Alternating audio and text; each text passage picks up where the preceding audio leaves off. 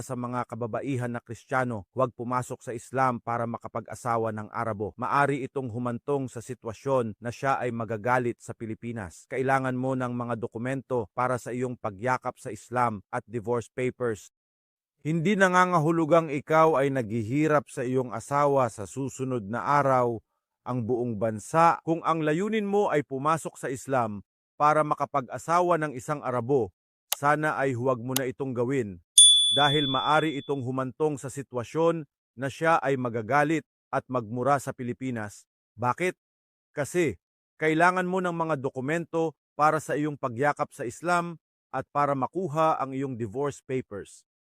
Kailangan mo ng higit sa 1 taon, hindi bababa sa 2 taon upang makuha ang iyong mga papeles at mga opisyal na pamamaraan dahil ikaw ay nagbalik loob mula sa Kristyanismo tungo sa Islam.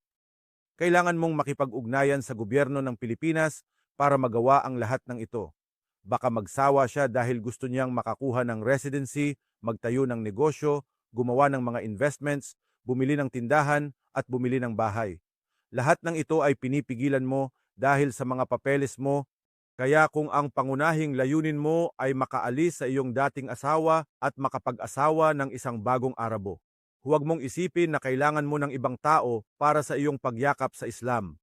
Ang Islam ay hindi nangangailangan ng ibang tao. Sapat na, salamat sa Diyos.